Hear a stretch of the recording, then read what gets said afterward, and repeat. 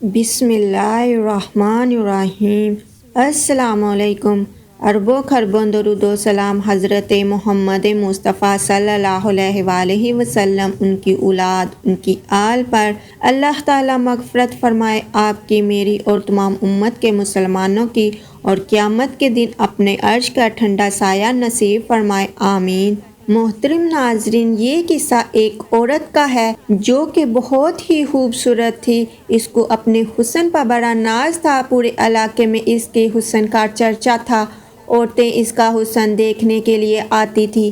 ایک مرتبہ نہانے کے بعد کپڑے بدل کر اپنے بال سنوار رہی تھی، آئینے کے سامنے کھڑی تھی اور اپنے آپ پر بہت فریفتہ تھی کہ میں بہت حور پری ہوں۔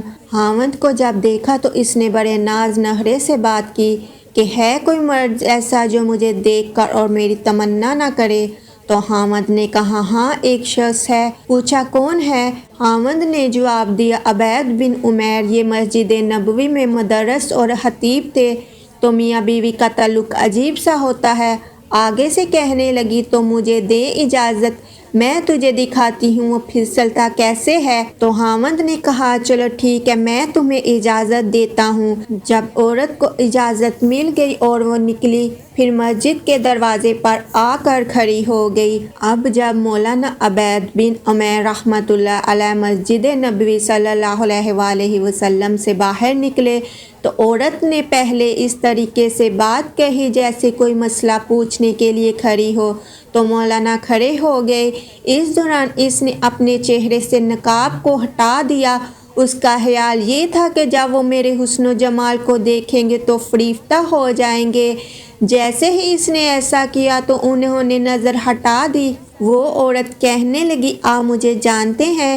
فرمانے لگے نہیں، میں تمہیں نہیں جانتا۔ تو وہ عورت کہنے لگی میں آپ کے پاس آپ کی خواہش پوری کرنے آئی ہوں۔ عبید بن عمیر رحمۃ اللہ علیہ نے فرمایا میں تم سے کچھ پوچھتا ہوں، اگر تم نے ہاں میں جواب دیا تو پھر میں تمہارے اس معاملے کی طرف بتوجہ کروں گا۔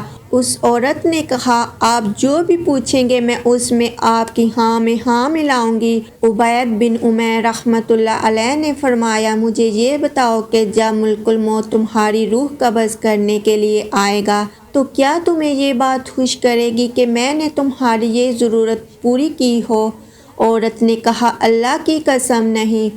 عبید بن عمر رحمۃ اللہ علیہ نے فرمایا درست کہا، اور پوچھا جب تمہیں قبر میں داخل کر دیا جائے گا اور پھر تمہیں سوال و جواب کے لیے بٹھایا جائے گا تو کیا تمہیں یہ بات خوش کرے گی کہ میں نے تمہاری یہ ضرورت پوری کی ہو؟ عورت نے کہا اللہ کی قسم نہیں۔ عبید بن عمیر رحمۃ اللہ علیہ نے فرمایا درست کہا، اور پھر پوچھا جب لوگوں کو ان کے اعمال نامہ دے دیے جائیں گے اور تم جانتی نہیں ہوگی کہ تمہارا اعمال نامہ دائیں ہاتھ میں دیا جائے گا یا بائیں میں ہاتھ میں، تو کیا تمہیں یہ بات خوش کرے گی کہ میں نے تمہاری یہ ضرورت پوری کی ہو؟ عورت نے کہا اللہ کی قسم نہیں۔ عبید اللہ بن عمیر رحمۃ اللہ علیہ نے فرمایا درست کہا، اور پوچھا جب تم پل صراط سے گزرنے لگو گی اور تم نہ جانتی ہوگی کہ تم لڑکھڑاؤ گی یا ثابت قدمی سے گزر جاؤ گی تو کیا تمہیں یہ بات خوش کرے کہ میں نے تمہاری یہ ضرورت پوری کی ہو؟ عورت نے کہا اللہ کی قسم نہیں۔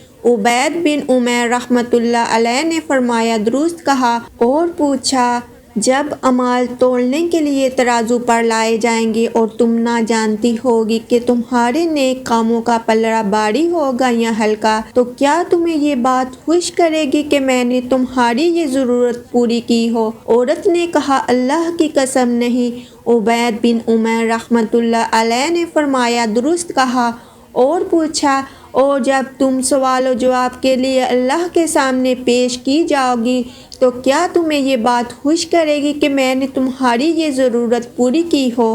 عورت نے کہا اللہ کی قسم نہیں۔ عبید بن عمیر رحمۃ اللہ علیہ نے فرمایا درست، اور فرمایا اے اللہ کی بندی، اللہ کی ناراضگی اور عذاب سے بچو، اس نے تمہیں اپنی نعمتیں عطا کی ہیں اور تمہارے ساتھ اچھا سلوک کیا ہے۔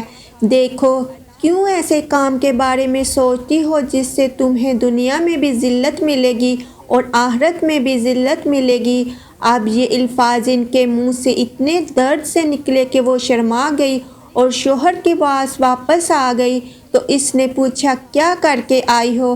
عورت نے کہا کیا مرد ہی نیک ہوتے ہیں، عورتیں نہیں نیک ہو سکتی، میں بھی نیک بنوں گی۔ اس کی زندگی بدل گئی۔ اس کے بعد روز وہ خاوند سے پوچھتی عشاء کے وقت کہ تمہیں میری ضرورت ہے، اگر کہتا ہاں تو وہ وقت خاوند کے ساتھ گزارتی، اور اگر وہ کہتا نہیں تو جبا پہن لیتی اور ساری رات مصلی پہ عبادت کرتی۔ اس کا خاوند کہا کرتا تھا پتہ نہیں عبید بن عمیر نے ایک فقرہ بول کے میری بیوی کو نیک کیسے بنا دیا۔ ایک وقت تھا کہ اس کے ناز و نخرے سے میں تنگ آ جاتا تھا، اور اب جب بھی میں اسے دیکھتا ہوں تو مصلی پر ہی دیکھتا ہوں۔